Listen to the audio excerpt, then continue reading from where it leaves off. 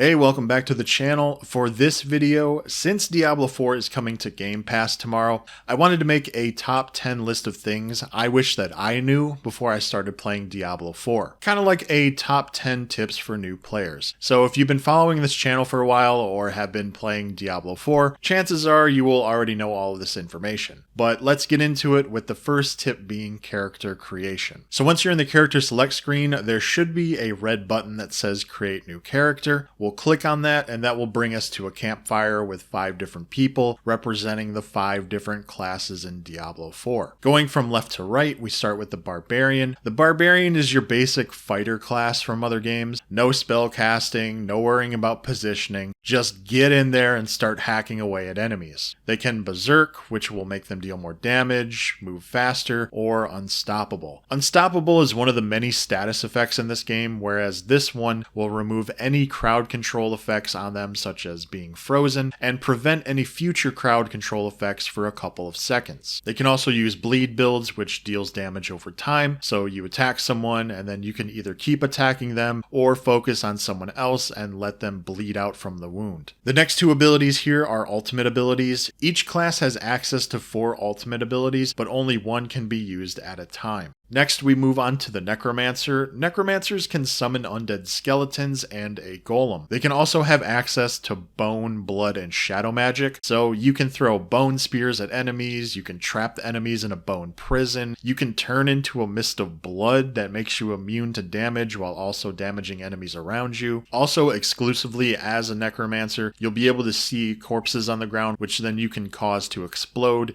dealing damage to nearby enemies. Next is the Sorcerer, who can master the 3 elements, cold, fire, and lightning. So starting with cold, you could cast a blizzard on your enemies that slows their movement speed down and eventually freezes them. With fire, you can rain down meteors from the sky or summon a hydra that spits fire at them. For lightning, you could summon balls of lightning that surround you and deal massive damage. You're just conjuring the elements to slay the forces of evil. Rogues have the ability to use bows from a distance or get up close with daggers. Abilities such as Barrage or Rapid Fire allow you to shoot multiple arrows, but you can also imbue them with Shadow, Cold, or Poison to deal additional damage. Rogues can also set traps and have the best mobility options in the game. Really, my favorite thing about Rogue is how fast they can move. In my opinion, Diablo 4 is just much more enjoyable when you have a character who can get around the world a lot faster, which is definitely noticeable when you're playing some of these other slower classes. Lastly, we get to the Druid. Druids can shapeshift into either a werewolf or a werebear, depending on what abilities you're using. They can also have companions similar to a Necromancer in the form of wolves, ravens, and a poison creeper, as well as the ability to summon hurricanes, tornadoes, and lightning storms. So there really isn't a wrong choice, and because there's the XP boost going on right now, just give one a try, and if it doesn't feel right,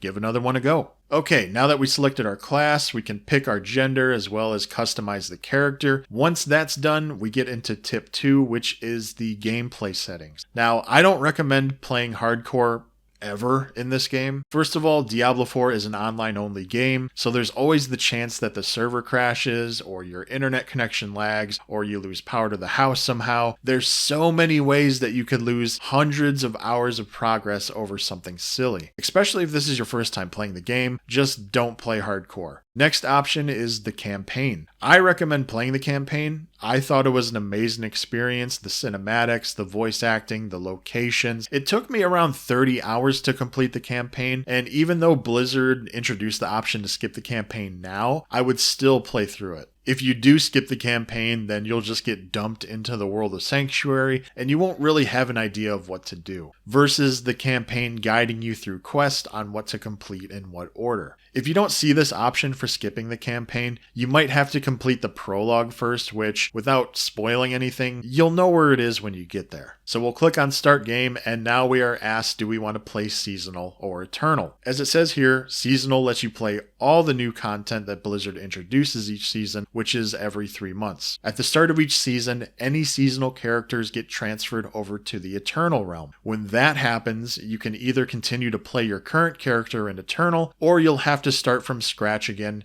in Seasonal with a level 1 character. Your seasonal character doesn't die. I see this confusion online a lot from new players. The seasonal character just gets transferred over to the Eternal Realm. So there's really no reason not to play seasonal, since you'll get to experience all the new toys in the game, and the character will move to Eternal eventually anyway. So we'll click on continue, and now the final question is, what difficulty do we want to play? This won't matter too much since you can change the difficulty at any time, but to keep things simple and short, just start on Adventurer.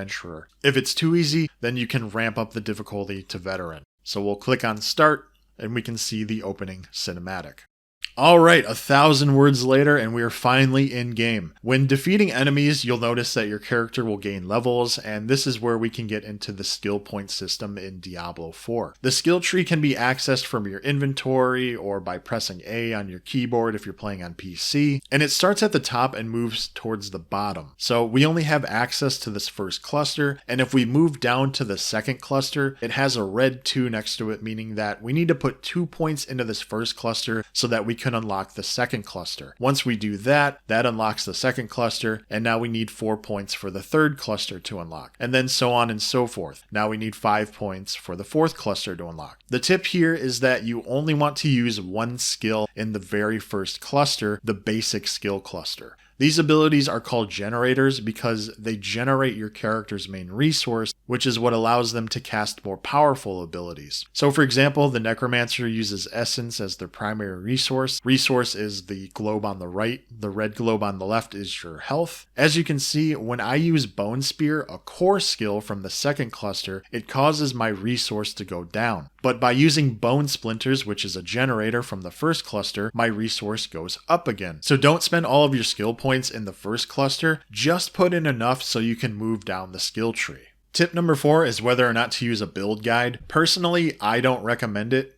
Diablo 4 is not a challenging game, so I think you'll enjoy it more by discovering builds and synergies yourself without immediately looking for the best leveling guide or best endgame guide. Once you do get to the endgame, you might start looking at builds anyway, but in the meantime, just try to stall that impulse as much as possible. Now on the flip side, you might be a person who doesn't like to craft their own builds, and you just want to enjoy something really powerful that someone else has already figured out. I hear you.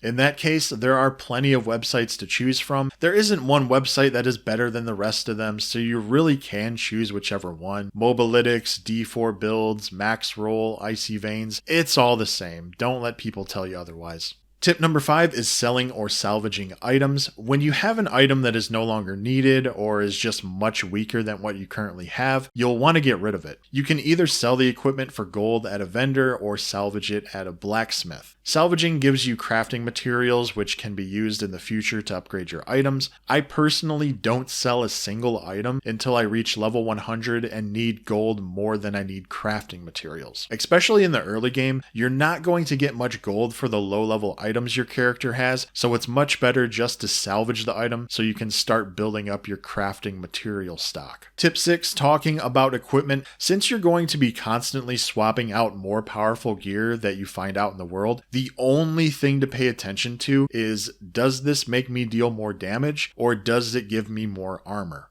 That's it. For the early game, don't spend time reading the different affixes on the gear. All we care about is, does the main number go up? It won't be until we get to World Tier 4 that we start to actually care about what the affixes on the gear say. Tip 7 are talking about the other vendors in the game. Once you get high enough leveled, you can go to the jeweler and craft different jewels which give bonuses. You can go to the alchemist to upgrade your potions, the purveyor of curiosities to gamble with a currency called obols. You can go to the occultist to enchant your gear, which I don't recommend until, once again, we get to World Tier 4. I'll link a 3.5 minute video I made previously describing all the different vendors in Diablo 4. Tip 8 is about using the Paragon Board. Once you hit level 50, you can start gaining Paragon points and have access to the Paragon Boards. Now, at first, this may look intimidating. There's so many nodes, and I can rotate the board, and there's all these little glyphs at the bottom. Like, take me back, this is way too much. But it's really not that difficult. There's only so many different nodes on the actual board, and Paragon is very important and will make your character a lot stronger. So I know this is where a lot of players will want to start following a build guide and just jump to that safety net, but like I said, just hold out as long as you can.